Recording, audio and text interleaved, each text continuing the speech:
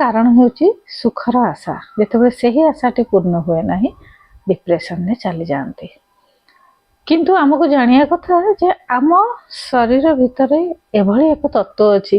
ଯାହାଦ୍ୱାରା ଆମେ କନେକ୍ଟ ହେଇଗଲେ ସବୁ ପ୍ରକାର ଖୁସି ସେଇଠୁ ହିଁ ଆମେ ପାଆନ୍ତି। ଯେତେବେଳେ ସେଣ୍ଟର ହେଇଯାଆନ୍ତି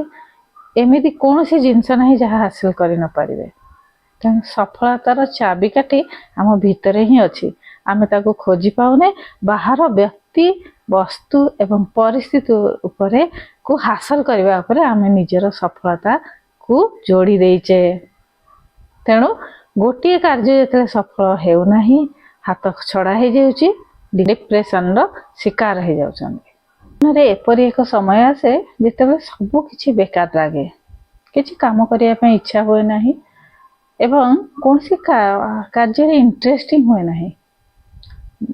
ଇଚ୍ଛା ଶକ୍ତି ହିଁ ଉତ୍ପନ୍ନ ହୁଏ ନା, ଇଚ୍ଛା ଶକ୍ତି ସରିଯାଏ। ଏହି ସମୟଟି ଆପେ ଆପେ ଆସେ ଆଉ କେତେବେଳେ ଆସେ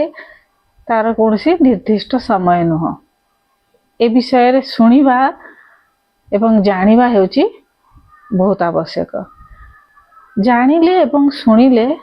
ଗୋଟେ ଆୱାରନେସ୍, ଗୋଟେ ସଜାଗତା ଜାଗ୍ରତ ହୁଏ।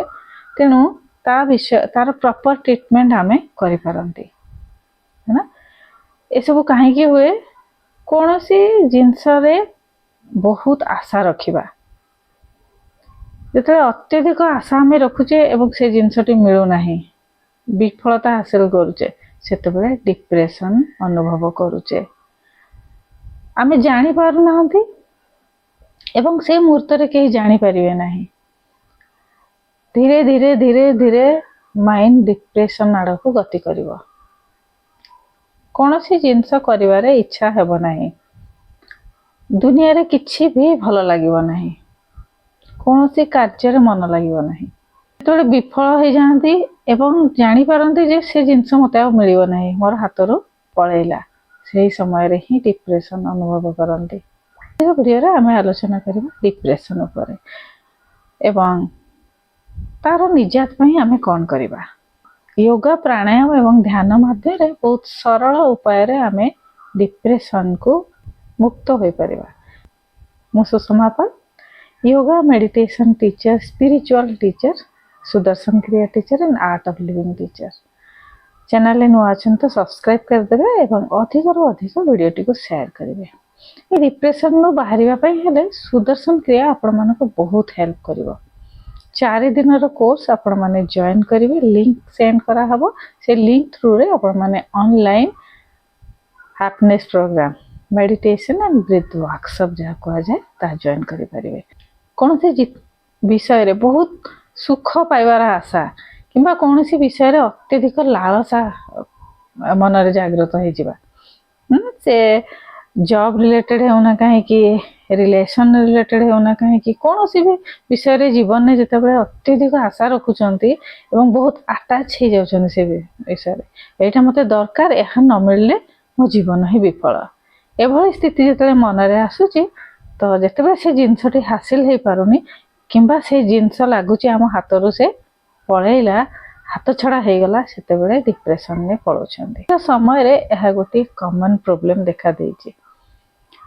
तो किछि प्राणायाम एभली आम करबा जहाँ द्वारा डिप्रेशन प्रत्येक दिन प्रैक्टिस करिवे तो जहाँ द्वारा आपण माने ये सब जिनसरू मुक्त हो पारिबे आसानी रे। एवं ध्यान करिवे, बहुत गुड़िए ध्यान वीडियो मु चैनल रे अपलोड करछि। योग कौशल चैनल जीवे से सर्च करेंगे मेडिटेशन, ओडिया मेडिटेशन सर्च कले आपण मानक योग कौशल वीडियो गुड़िक आसीज।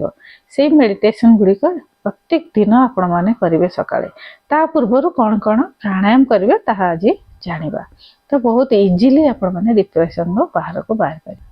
तो आरंभ करवा कौन कौन प्राणायाम आम प्रैक्टिस करवा।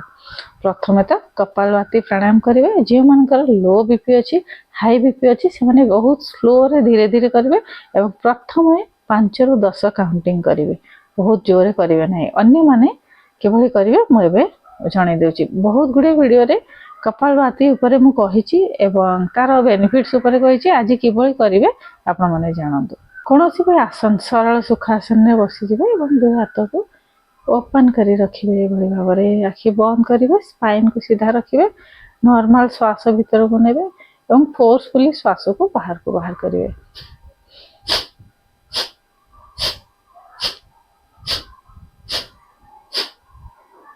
यह कपालभाति कि धोखनी श्वास कह जाए तो धोखनी जमीती आम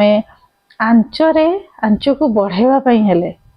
फायर से शक्ति को बढ़ावाई हेले धोखनी यूज करा जाए ता सामने हावा करा जाए है ना से भली आम श्वास को जो बाहर को थ्रो करुचे फोर्सफुली थ्रो करुचे एवं इनहेल करुचे जो भीतर को नौचे ऑटोमेटिक श्वास भीतर को जाऊँचे गोटे नॉर्मल प्रोसीजर से आम शरीर थिबा शक्ति को आम बढ़ाऊचे एवं आमर कपाल मस्तिष्क सब नर्व को आम एक्टिवेट करुचे एवं प्रभाव ऊर्जार प्रभाव से बढ़ी जाऊँचे फल डिप्रेशन रो बहुत जल्दी आपण माने भल हो जिवे यहा को खाली पेटरे प्रत्येक दिन सकाळे एवं संध्यारे प्रैक्टिस करिवे सोइबा पूर्व कपालभाति करिवे नाही निद आसीबो नाही सकाळे एवं संध्यारे दुई थर करिवे एवं मन रखिए खाली पेटरे सबले करिवे तो तार भल लाभ आपण माने पाई परिबे जदि खाई सारला परे याकू करछन्ते तो तार इफेक्ट हमर हजम शक्ति ऊपर बैड इफेक्ट पके थाए यह 5 मिनिट धरी प्रथम आरंभ करेंगे तापर धीरे धीरे आपण माने 10 मिनिट पर्यंत बढ़ाई पारे एवं आम भस्त्रिका प्राणायाम करवा दुई हाथ लूज करके सामने रखा एवं फोर्सफुली स्पाइन को सीधा रखा फोर्सफुली श्वास नवा हाथ को ऊपर उठाइबा एवं श्वास को बाहर करने समय जस्ट ड्रॉप करदे स्पाइन सीधा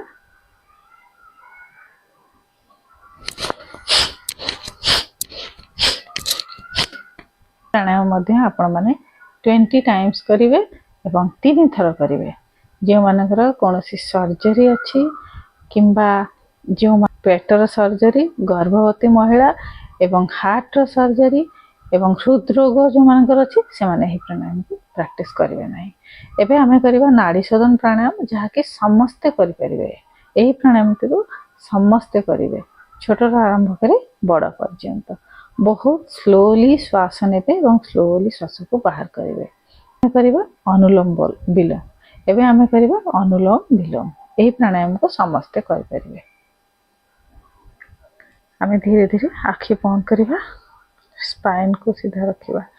बाम नासिकार निश्वास नवा और डाहाण नासिकार निश्वास को बाहर करवा बहुत धीरे धीरे करवा एवं आम डाहाण निश्वास नवा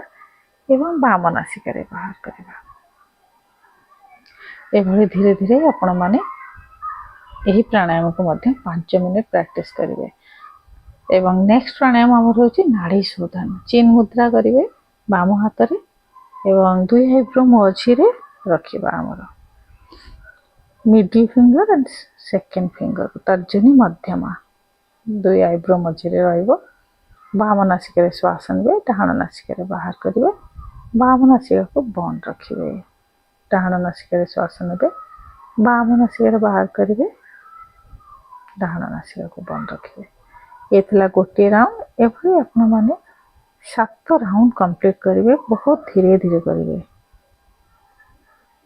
तो ये थिला नाड़ी शोधन प्राणायाम यही प्राणायाम गुड़िक आपण माने प्रत्येक दिन प्रैक्टिस करेंगे एवं जिते अनुलोम करेंगे सूर्य नाड़ी रु निश्वास नहीं चंद्र नाड़ी रे बाहर करेंगे पुणी चंद्र नाड़ी रु निश्वास नहीं सूर्य नाड़ी रे बाहर करेंगे बाम रु डाहाण डाहाण रु बाम यह द्वारा आमर दुईटी नाड़ी संतुलित हो रहिबो मन शांत रहिबो फल डिप्रेशन रोगर बहुत इजिली आपण माने मुक्त हो जिवे एवं जहाँ भी टॉक्सिन गैदर करुछंती चिंता द्वारा जहाँ भी टॉक्सिन आसुची विचार द्वारा जहाँ टॉक्सिन आसुची भावना जहाँ किसी मन रे आसुची डर आसुची से सब श्वास माध्यम रे बाहर को जीवा एवं ऊर्जा जितेबाला शरीर रे बढ़ी चलिबो ए सब जिनस मध्य धीरे धीरे दूर हो जिवो ता सहित निजको प्रकृतिर सहित जोड़िबे वॉकिंग निहाती भाव में करेंगे सोशल गैदरिंग रे बसवे उठे लोक मान सहित सोशल गैदरिंग जो भी होची फेस्टिवल जगह जो भी होची पर्व पर्वाणी को भल भाव में पालन करेंगे एवं सांग साथी सहित मिसिबे सोशल गैदरिंग रे भाग नेबे प्रत्येक पर्वपर्वाणी आमको खुशी प्रदान करता है ना आम पर्वपर्वाणी पालन करिवार जे नियम रही ना तार गोटे मेन कारण यहाँ जे आमे ता द्वारा खुशी होती जेतबे नुआ नुआ क्लॉथ पिंधिकी जाती सांगसाथी सहित मिशंती बहुत प्रकार भोजन आमे खाती सेतबे मनटी खुशी हो जाए। तेणु निहाती भाव में एसबू कम करेंगे वाक करेंगे एवं प्रत्येक गछ फूल जहाँ भी पसंद आसुची खाली आकाश ठंडा पवन यह सहित निजक जोड़े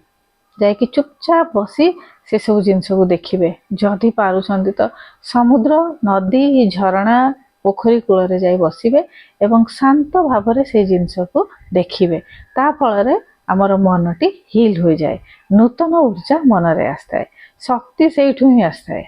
जिते पुराणा ऊर्जा आमर धीरे धीरे डाउन हो जाए देहरे ना उतले ऊर्जा डाउन हुए आमे माने डिप्रेस हो जाती मन मध्य से भली हो जाए मन को ताजा करने शरीर ऊर्जा बढ़ेगा उचित। तेणु यह सब प्राकृतिक परिवेश अत्यधिक ऊर्जा आपण मैंने पाइपर हिल होमर शरीर तेणु प्रकृति सहित निजक जोड़े ये प्राणायाम गुड़िक करेंगे एवं ध्यान प्रत्येक दिन करेंगे प्राणायाम कर सारिया पर ध्यान करेंगे बहुत जल्दी डिप्रेशन रो आपण मैंने निजात पाइपर। Online meditation and breath workshop join करने जय जगन्नाथ लिखी 7676593069 मेसेज करंतु। एप्रिल 16 रो आरंभ होगा 4 दिन रो कोर्स इवनिंग 5 to 7 तो कोर्स रे जॉइन करेंगे किछि डोनेशन से कोर्स माध्यम रे आपण मानको दवा पड़िबो सेही डोनेशन बहुत प्रकार सेवा कार्य रे लागे आर्ट ऑफ लिविंग ऑर्गेनाइजेशन माध्यम रे तेणु डोनेशन दे ए कोर्स टी करंतु एवं प्रत्येक संडे ए कोर्स रो फॉलो अप हेबो कौन शिक्षा को पाइबे योगा आसन शिखिबे प्राणायाम शिखिबे ध्यान शिखिबे नॉलेज पॉइंट शिखिबे सुदर्शन क्रिया शिखिबे एवं